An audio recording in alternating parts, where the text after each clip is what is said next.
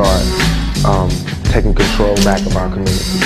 You know, I understand there's always going to be drug dealing, I understand there's always going to be violence, but we just need to regulate it so that we can at least have like a peaceful zone where we can all be cool, you know, or else we're going to all die, we're going to all be destroyed. I'm gonna call it like it is. How you gonna be a man and we start? We all the same. We all feel it like y'all feel it. I just can't hold a straight face when I see it. We gotta stay real. Before we can be New African, we gotta be black first. Right. And everybody's smart enough to know that, I mean, we've been slighted, and we want ours. And I don't mean by, like, ours, 40 acres in the mule, because we past that. We need help. And all of us. Because if we keep running around looking for black and who got the most colors on and who got the baddest dashiki on, we still gonna get, excuse my language, fucked. I apologize, but check this out. You can't be no more offended by my curses than what's really going on. What I want you to take seriously is what we have to do for the youth. We out here done. We done, and we niggas until we set this shit right. Trust me when I tell you that shit. Unfortunately, I don't have any positive messages for our youth except keep your head up, you know, don't give up.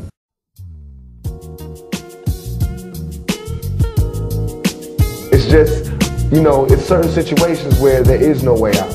But there are situations where we can find a way out. But until we find that way out, we can't say not to live this lifestyle. They see somebody bomb a school and all these people get killed, so the United States feel like, ooh, that's messed up, we gotta go show them who's the real killers. That's the same mentality these gangsters get.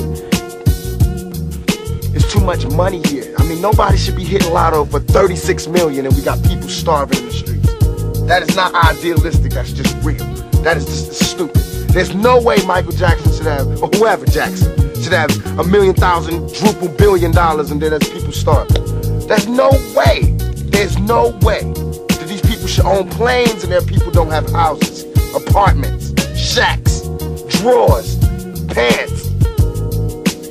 Because I can't tell nobody who's hungry what to do unless I'm ready to feed them. Then I'll tell them what to do. I mean, why have 52 rooms and you know there's somebody with no room? It just don't make sense to me. It don't. And then these people celebrate Christmas. They got big trees, huge trees, all the little trimmings. Everybody got gifts, and then somebody's starving.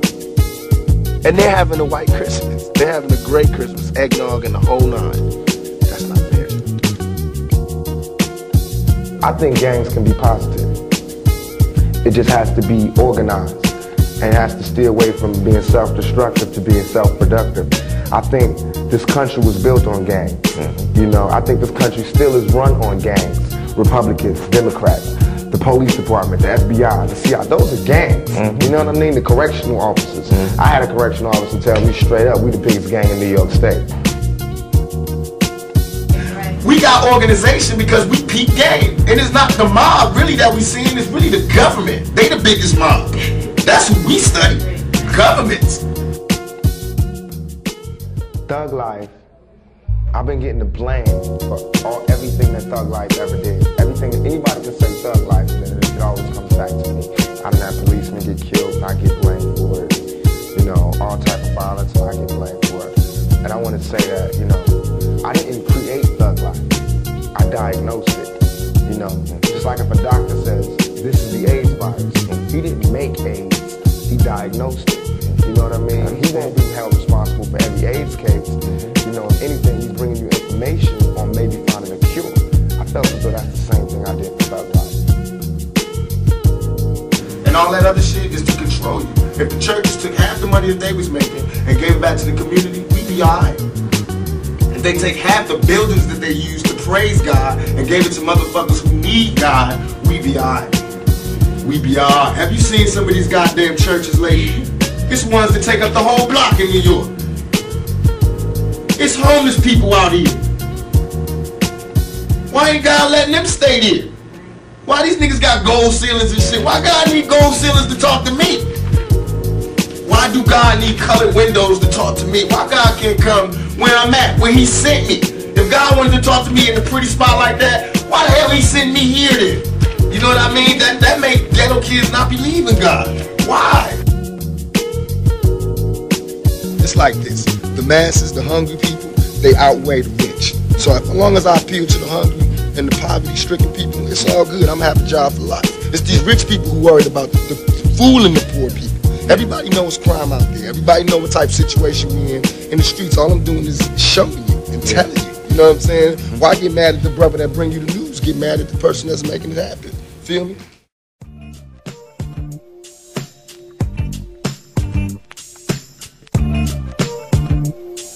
Wamdi, they just say anything to assassinate my character. What that show me? Remember this lack of a conscience when I come out. Remember this lack of mercy when I come out. Remember this lack of compassion when I come out. Be to yourself. Stay to yourself. Trust nobody. Trust nobody. After dog. My only fear of death is coming back reincarnated. So, as far as everybody, there is no mercy in my heart. You know what I mean? I'm not out here on no wild shit like I was before. This is not the same Tupac. Believe me. They shot me. Straight up. I just kept thinking, they really did shoot me. I really did believe at one point, up until I got shot, that no black person would ever shoot me. I was their representative. I believed that, you know, I didn't have to fear my own community. You know, I was like, I represent them. I'm their ambassador to the world. They would never harm me. They would never rob me. They would never do me wrong. So it's like, I feel as though I'm cheated because instead of me fulfilling my prophecy, I have to start one. Instead of me, you know, doing a good job and carrying on the empire, I have to build one. And that's a hell of a job for a 21-year-old. You know what I'm saying? That's a hell of a job for any youngster, male or female, to have to build an empire for your family. I think I've been attacked more than I deserve, but that's all good to me, because I always been a fighter, always been a soldier, always been a struggler. Can't nothing stop me but death itself. I just thought about how it would change. What would I do? How can I make them sorry that they ever did this to me? You know what I mean? How can I come back like 50 times stronger and better? You see yourself in 20 years from now? If God give me breath for 20 more years, I see myself changing the world. Because my thought patterns are so opposite of what's the norm. Really? So I would have to change the world, or I have to be changed by the world.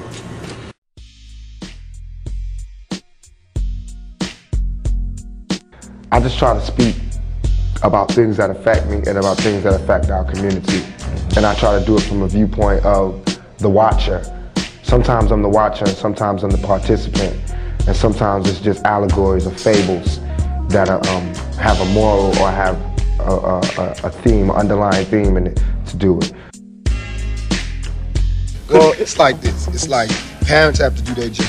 Rappers, we can only do things rappers like Charles Barkley said. You know, he play ball. Y'all be parents. It's like that. It's like we rapping about how we feel. We really do smoke weed. You know, we really do see that as a way for us to calm these riots that we hear in our head. You know what I'm saying? So it's like, so our job is to talk to the youth. When we talking to the youth, we tell them, man, we got it bad. We sitting there smoking this weed, trying to get through it. You know what I'm saying? It's telling them, stop killing each other, man. Let's just smoke a blunt. Don't support the phonies.